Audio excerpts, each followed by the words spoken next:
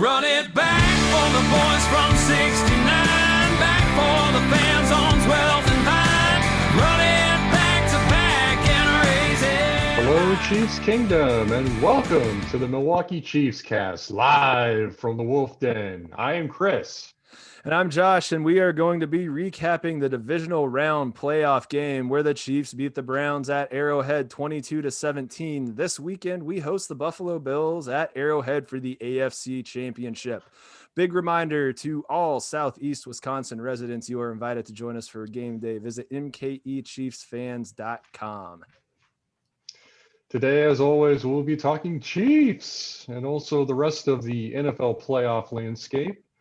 Today, joining us, the Associate Professor of Marketing at Fort Hays State and also the voice of the Falcons. We have with us Dr. Michael Martin. Welcome, Mike. Howdy. And we, of course, presented by Complete Weddings and Events, your leading provider of photo, video, DJ, photo booth lighting, and coordination services. And let's get right into the game. So, Mike, as our guest, what were your quick thoughts? Few bullet points after watching the Chiefs game against the Browns. Yeah, going into it, honestly, I was getting pretty sick of hearing about the Browns, to be honest. You know, here they are, the upstarts. They got something to prove, the whole Kareem Hunt thing. The Chiefs have taken on everybody. You know, they've got a huge target. Everybody's coming after them, and they still managed to pull it off. I thought it was great. They jumped out to a lead like everybody said they would have to. I think Mahomes was 11 for his first 12. Moved him right down the field. Looked like they were going to dominate. Bothered me quite a bit like it did anybody else when he was wobbling and went out of the game. But, you know, you still have faith in the Chiefs, I think, no matter what. At least I do. They piss me off. I get nervous, but I still have faith in them. And then the D really stepped up, I thought, the fourth quarter. You know, you knew that they were probably going to have a little trouble moving the ball like they were. But you know, the D held up. That last series, it was awesome when the defense stopped him and made him punt. So it was great. I enjoyed it. Gotcha. Chris, what do you got? Yeah. Well, to piggyback your comment, Mike, if we actually had punted the ball back to the Browns on that last possession, I actually felt pretty confident the D would have actually kept the Browns out of the end zone. I'm right there with you. Yeah, for me, I basically, as a fan, was on cruise control for 2.5 quarters and then saw my world and life flashing before my eyes as when Patrick Mahomes struggled to get to his feet. And then I started kind of having some flashbacks of, maybe the Alex Smith years, or maybe even before that, just hoping, we don't experience, I guess, any of the previous playoff experiences. But then lo and behold, late in the game, I started to get more faith. And then I said this after the game directly as a instant reaction is I thank God for Andy Reid, because Andy Reid, I mean, like I was saying, this team is prepared for any situation, and it was very evident when I actually heard about how they walked through Saturday with that same type of scenario on 4th and 1 late in the game with both Mahomes and Henne. It wasn't just with Pat. So the whole fact that, and you saw the way they ran that last play on 4th and 1. I mean, they went up to the line and nobody flinched for 20 seconds. I mean, that was insane. And even I heard they had Chad Henne on 810 yesterday morning. He said, actually, I broke the huddle too soon. And the reason why he snapped the ball with 5 seconds is because he didn't want to leave his guys hanging much longer. He needed to get the snap off. So the intention was to snap the ball the entire time, but I don't think he meant to go up to the line with as much time on the play clock. Yeah, Brian, what were your thoughts on the game? Well, I have a couple thoughts I want to get out there. So I like how we're talking about the defense, because though I love Henny's heroics and what he had to do, I do think the defense gets the majority. I think 80% of the win that comes from the defense, as far as I'm concerned, getting that big stop, making it happen. Don't get me wrong, Henny doing what he did, the run there at the end and making that last throw that get across the first down there to close it out. But we all know, I think we all remember whenever he was on that, it was at the first drive where he threw the interception that was not even hard to catch. It was like what I think Romo said, it was like a punt returner catching it. And I was like, oh no, that was a very easy interception. That guy wasn't even trying. He was just got it. And I'm like, oh, this is not good. So that put me in a state of fear. It's like, oh God, this is not what we're used to. And so defense stepped up, did what they had to do. Thankful to see that. Very exciting that it worked out that way. Then Henny comes around this next drive, and all I could think about was that interception, but he did what he did, made that big run and closed it out there at the end. And also want to throw this out there too. I've been thinking about this. I drove a lot today. I haven't had a lot of time to think. But I was like, it's that classic situation where, Andy Reid, gets a lot of the praise for play calling, which is well deserved. However, I always like to remind myself, like, if it hadn't worked out, would we be cursing his name for doing that? I mean, if we're being honest with ourselves, I don't know, how would we feel about that? I feel like we'll be like, well, that was a dumb move. But if we're being also like, well, it was a risk. He's taking a risk, and we had to see what happened. So, I mean, it's one of those situations. I'm glad it worked out, obviously, but I always try to remind myself about that, because if it didn't work out, we would have been very angry, I would imagine. So. Yeah, so the thing that I recall from the game, we're going through the Bucker kick situation, and he's missing kicks, and one of the guys that I always sit with, Nick, that Chris obviously knows really well, starts making comments about how we need to get a new kicker, and I reiterate the thing that I say every time that he comes up, is that I hope that Dave Toub or Andy Reid or all of the above or Clark Hunt just sits him down on a day after game day and just says, look, do you or do you not want to go to the Hall of Fame? Because if you do, make extra points. You will go to the Hall of Fame kicking for this team. If not, you can go kick for the Jags. Yeah, and they can go. You could change the conversation. Do you or do you not want to kick for this team? Exactly. But let's be clear. He's on a path to be a Hall of Fame kicker, and we started talking about doing a Family Feud style, just isolation booth where you bring him out and you blindfold him and you tell him the game situation is the game is on the line. You have to make this. And it's like, well, why am I standing an extra point spot? Don't worry about that. The game is on the line. And it just seems like it's a level of focus. But I started making comments where I got probably aloof about the whole situation. And my comment was, I don't care what Bucker's doing today. We aren't going to need 4 points today. This is stupid, and I don't really want to talk about it. It's just going to make me mad. And then Mahomes goes down, and I made that comment again. And I think my wife almost threw a tray full of chicken wings at me. And she's like, you knock on that table right now. You knock on wood and quit saying stupid shit. And I just said, okay, fine. And then it gets close. Everything ends. And, I like Brian's thought that would we be mad if that play wouldn't have worked out? The thing that I think we have to remember is we just got done talking about how great the defense was, and I agree with that. Yeah. They still would have had to have gone 50 yards and put the ball in the end zone. I don't think they were going to do it. I really don't. Yeah. When we were talking about the Steelers game, my take that week, and I keep bringing this up, my take was that game was going to end with the Browns down by 4, 5, or 6 points on the 5-yard line with their just hearts ripped out of their chest by the Steelers in that game. And I thought that's what we were going for on this one. And then that 4th and 1 play happens. And it's just like, I guess we don't have to worry about this at all. So on to the AFC Championship. And to roll into favorite stats for the week, my favorite stat for the week is 3. Which is a number of times in a row that the Chiefs are hosting the AFC Championship, and the number of times in a row that Andy Reid is coaching a team that's hosting the AFC Championship. And then also 2, because that's the second time he's done that, and it's been done absolutely twice. He is a Hall of Famer, and there's really nothing else to say about it. Mike, what was your favorite stat?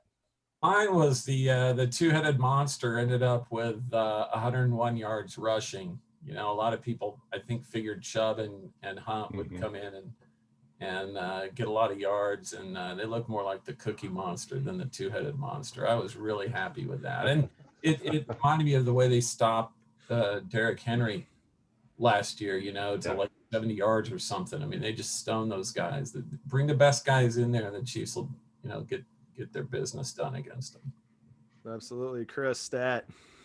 Yeah, I'm gonna go on the other side of the ball with the running game. Daryl Williams had himself a day, I thought. Mhm. See, 13 carries, 78 yards, 4 catches for 16. So getting the start over Le'Veon Bell, I admittedly thought Le'Veon Bell was gonna probably get a majority of the snaps, but Yeah. no, it was Daryl Williams, almost 80% of the snaps, which is a career high for him in a game. I just read from our friends at Arrowhead Pride. So I thought he was big on the third down play prior to the last series of where Henny ended up running on 3rd and 14 and 4th and 1. And what's interesting is just how there's a really good article on Arrowhead Pride, just how different of a running style he has compared to Bell and Edwards-Helaire, which actually might actually be better in some ways for offensive line in that he attacks the hole. I mean, and is very quick to decide where to go. He's not someone who's going to wait and kind of hesitate. So it's kind of a really nice change of pace when you think about it compared to Clyde and Le'Veon. Brian, what was your favorite stat? I think my favorite stat was Henny's first completion in a postseason game. Is that correct? If that was my understanding, it was like he threw his You're first. right. He's never thrown a complete pass in the postseason, so he did His that. first start in a postseason or first action. Yeah, snaps. Yeah. Well, yeah. I mean, I don't know what the exact phrase was, but he didn't. I mean, I don't know if it counts of him because I'm a casual football player here, guy. But I don't think he didn't win the game, or is his first win in the postseason as well. But I don't know, since Mahomes started, I don't know how they calculate that. But yeah, he closed that out and his first completed pass in the postseason. So that's mine. Yeah. Brian, I can confirm that was his first postseason pass. All right, cool. Yeah, that's my stat. Yeah, I think he came in there and did what he had to do. I mean, I'm always amazed at because carrying the weight of one Mahomes or any one of these professional athletes, like they walk in there and they're just ice cold, game mode, Van Damme, right there, ready to go. And I'm like, obviously us mortals were like, I would be freaking out, but they're like, no, this is what I'm supposed to do. This is my job. He's out. We're going to take care of it. Like, that's really cool to see that kind of thing happen. So obviously I want Mahomes to get back on track and let's get this going. But it's impressive to see the weight of the world is on his shoulders, and he looked like he was ice cold, ice in his veins, and did what he had to do, except for the interception. Yeah, that was bad. So I'm gonna make an educated guess, since we all brought this up, that we think the best play call was that 4th and 1 rollout pass to Tyreek Hill. Are we all good saying that's the best play call? Not me. I have a different one. So what do you think was the best Go play for call? I think I texted this to you also, you guys, last week, letting Henny play a full game and getting all those reps in. So we can have Fair enough. Yeah. Awesome. Mike, what's yours? Because it looks like you were disagreeing with me too. I know that 4th down call is going to go down in history, and that was amazing. But I thought the blitz call on 2nd and long on the Browns' last drive, the Chiefs brought the house, and Mayfield had to just throw it away, and that left them with 3rd and long. And then they ran with what used to be called a swing pass, I think, but now it's a wheel route.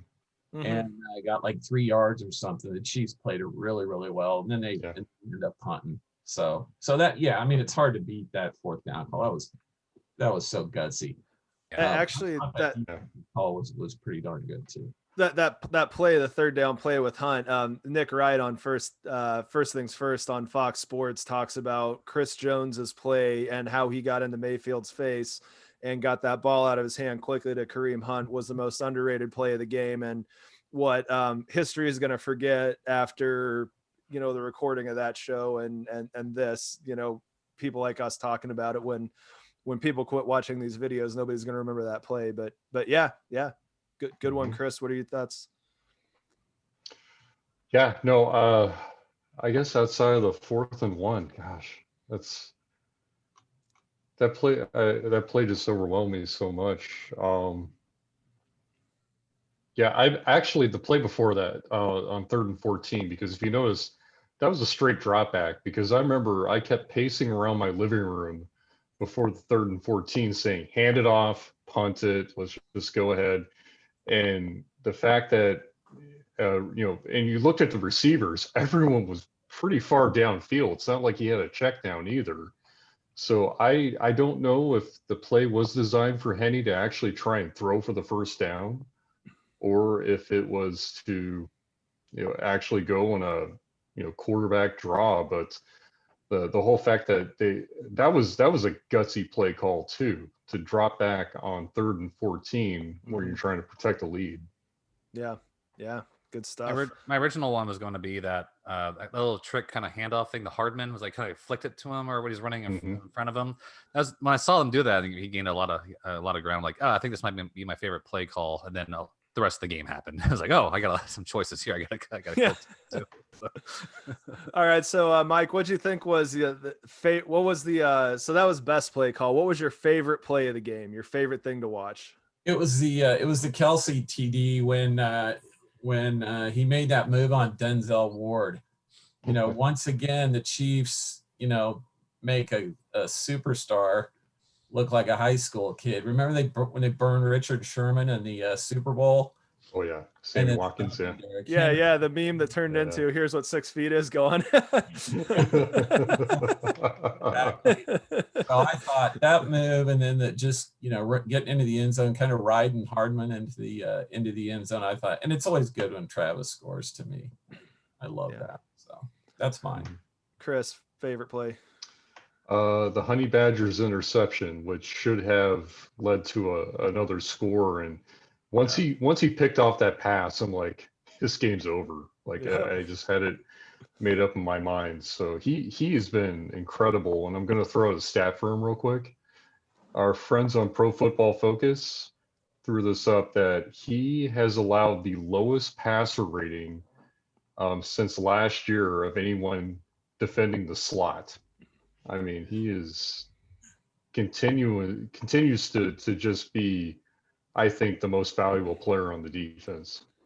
And 9 interceptions from a safety is the most in the past 2 seasons. So Brian, favorite play?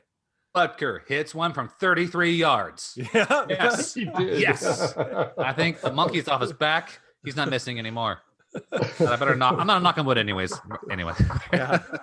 So I got a plastic table. So my favorite play, I'm going to double dip here. Number 1 was Mahomes almost throwing the ball out of the stadium. And what's wrong with CBS not showing that, by the way? I know.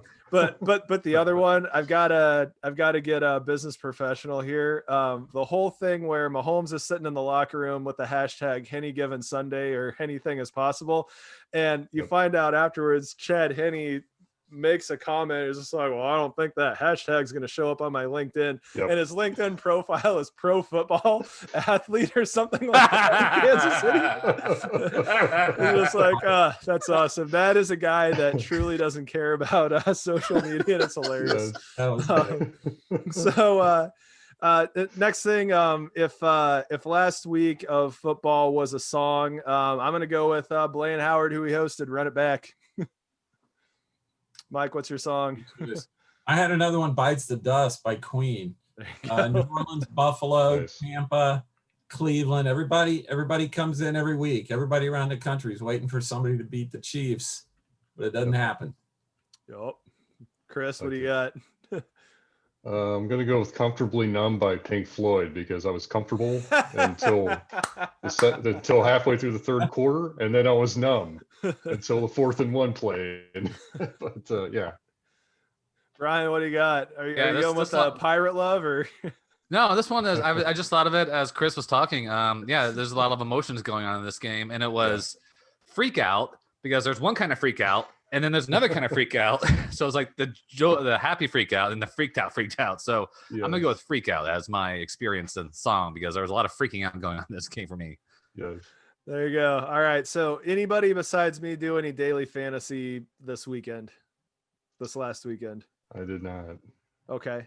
So I got to say Darrell Williams was the boom. anybody who played Yeah. him, you got points that you didn't bargain for. The bust, I would say anybody who played Lamar Jackson, not trying to make light of, concussions on elite quarterbacks, but that's it. And then I got to say, I was pretty okay in that game when it was all said and done with what Bucker put up, even though there was nothing okay about what he did. So he's my okayest player. Anybody want to take any stabs at any more of these, or are we moving on? I'm good. I just have to remind us. I hate the fact that he put 3 in a row from 50+ yards, and was it LA Chargers game? Yeah, and yeah. we have discussions like this with point after attempts. So I'm like, at what point do I need to start like criticizing? I don't know when I'm supposed to do that. That is like every time I hear Bucker, I'm like, love him, but what's going on, my dude? But Yeah. anyways, that's my reaction, I guess. All right, so we're going to get into who we think is going to win the NFC and AFC championship games with our typical question that we're going to start with, Mike. So I want you to take a theoretical situation where you go into Fort Hays State University tomorrow and find out that you've been given 2 days off of work. There's a flight to Vegas waiting for you and a check for $1 million with the stipulation that you have to spend all of it betting on the AFC champion, the NFC champion, and the Super Bowl champion. Who are you betting on for each of those 3 games, and how are you allocating that money? Oh, wow. Okay. Sorry to put you through a finance class here in the middle of this, but here we go. Yeah, it's like 9:30. Come on. So that's late for me, just so you know. So, I've got the Chiefs. I got the Chiefs in the AFC Championship. The Bills have not been giving up a lot of points, but I got the Chiefs winning 31-17. I got the Packers beating Tampa Bay in the NFC, but I got a pretty low score. I think maybe too low a score. I got 24-21 there, and then I've got obviously the Chiefs over the Packers in the Super Bowl. Probably 31-24 looks good for me there. And I would just say, what do I got? $1 million for the whole thing? $1 million for the whole thing. Well, let's go.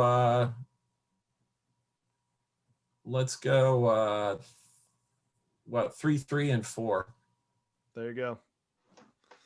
300,000 each on the conference championships, and then 400 on the Super Bowl.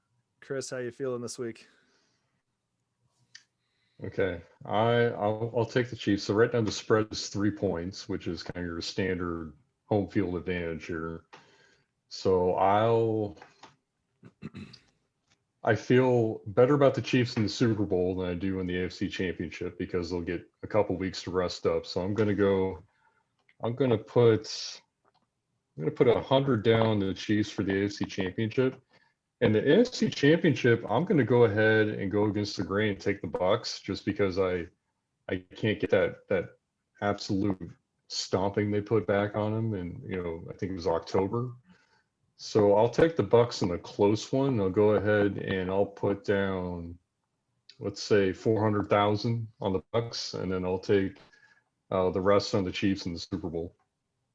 All right, Brian, what are you thinking? Are we assuming Mahomes is starting? You can assume whatever you want. Yeah. Well, if Henny's starting, I got to tell you, I'm not feeling it at this point. I mean, he did great the keep it together at the end there. Okay, assuming Mahomes starts, then yes, I would bet I'll do 400 on that if Mahomes is starting. If Henny is starting, I'm like, I don't want to say it because I don't want to curse anything, but I think you know what I'm leaning towards here. But yeah, assuming Mahomes starts, then I'm thinking 400 there. The NFC that's at Green Bay, right? It is. It is. I gotta go with Green Bay on this one. Then I have to. I mean, as much. This might not be popular, but seeing Tom Brady go to the Super Bowl after the whole theatrics and the drama in the last year would be kind of interesting. There's interest in that. For me to see that happen. But if I'm just weighing the science and numbers behind it, Aaron Rodgers at Lambeau with the situation they have there, I just got to say up the remaining, put another 400 on that and 200,000 Chiefs to win it with Mahomes at the helm. All right, so I'm gonna go with the same numbers that I have been going on. Super Bowl champion 992-721 with the Chiefs because the Super Bowl is on 2/7/21. I think they're gonna win in big fashion. which means that they're obviously going to beat the Bills. I think Mahomes is playing, but I honestly don't think that it makes a difference if he does or not, because Darrell Williams is going to go out and put one on their putrid rushing defense anyway. And the defense is going to do what they did again. And, Clark and Jones are going to get some pressure, and Josh Allen is going to, be on a big stage for the first time, unless he did something in Wyoming that I wasn't aware was possible in the Mountain West. Just to get a jab in there here real quick, but they're going to go ahead He played and win. Nebraska one time. That's about all he did. Yeah. Which doesn't count for much anymore. Yeah, they got a hold of Nicholls State for some notes on that. But so the way that I do everything is the 72-79 that's left over. I'm going to put the extra buck on KC 36-40, and then on the NFC champion 36-39, I'm going with Tom Brady in the Bucs. It's Tom Brady. And what I'm kind of looking at this postseason doing is, I think Brady goes in, and I think this makes the Packers organization seriously get happy feet and creates a tenuous situation with Rodgers in the offseason. And then I think that Mahomes puts one on Brady that he cannot forget in the Super Bowl, and it puts a tenuous situation in Tampa Bay, where you have two teams that are going to be playing for conference championships having some serious second guesses on what their plans are. And there might be some chaos going around. Deshaun Watson might get traded. Who knows? Maybe Aaron Rodgers is going to be on a different team. Carson Wentz. I don't know. I'm ready to embrace the horror of the offseason after we run it back and win another Super Bowl. And so the final question, I know you guys know what's coming here. Patrick Mahomes likes ketchup on a steak. Mike, what are your thoughts on that? Never in a million years. Never in a million years. And I don't think that Chris or Brian and I have started that either. So the only other thing that we end all of this with just an open forum. Any thoughts on anything random that you want to talk about, Mike? Well, yeah, I heard the Reed press conference today, and they said they had to downgrade Patrick's status. They said since he's in the protocol, they wouldn't let him say that he was a full participant. So they had to change that to that he was a limited participant because of the protocol. They did a lot of stuff, I guess. And I guess they just measured them after they do more and more work. So they, the next step is running and throwing, doing all this stuff. And then they test him again. I think it looks really good for him. But honestly, the last couple of days, I've thought, I'm not that worried. If they put Henny in there, I think he'll complete some passes, and I think he'll run it down their throat. So yeah, for sure. Chris, any last thoughts here? Yeah, shout out to Sarah Thomas, the first female official to do a major college football game, college bowl game, Big Ten Stadium, first full-time female official in NFL history, and now the first female official to be named to a Super Bowl officiating staff. So congratulations to her. She came to Fort Hays State last year. Awesome. And she gave a presentation. She was amazing. Yeah. Yeah, that's awesome. Brian, what are your last thoughts here?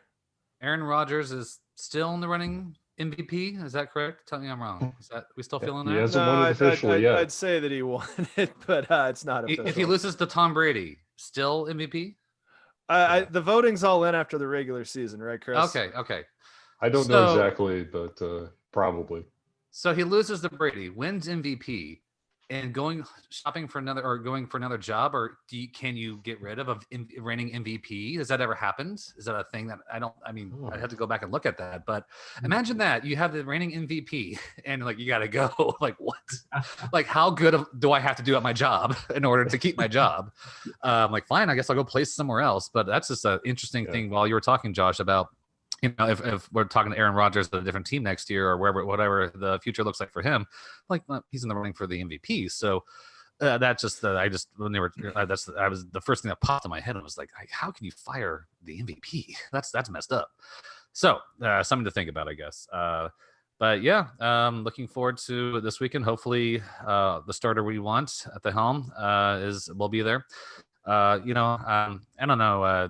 Do we think that Chad Henning could pull this out if he's the starter? If it turns out him as that, how are we feeling? Will he be 50-50, or we're like not as enthused about that? Or tell me I'm I crazy. think the Bills' offenses look pretty rough in the playoffs, so I think there's definitely a chance. Yeah, I think the margin of error is what goes down more than anything, Mhm. and that it'll be the Alex Smith playoff experience. You know, it's the same type of thing, but at the same Yeah. situation, we're going to be going against Josh Allen, not Tom Brady.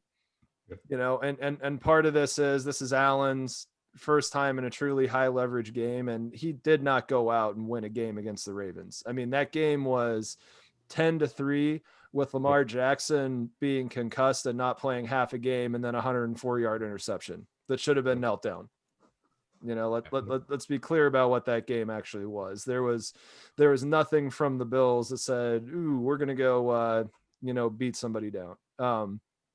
The Packers are the team that's looked the best in a playoff game from my perspective against the Rams, because that Rams D is good. So, Yeah, agreed. last thing I want to say before we go is that I am just so happy that in addition to being a winning team, we just have a good culture. And, you know, all the talk on the Talking Head Sports Radio this last week was exactly what Chris said, which Andy Reid put his team on his back.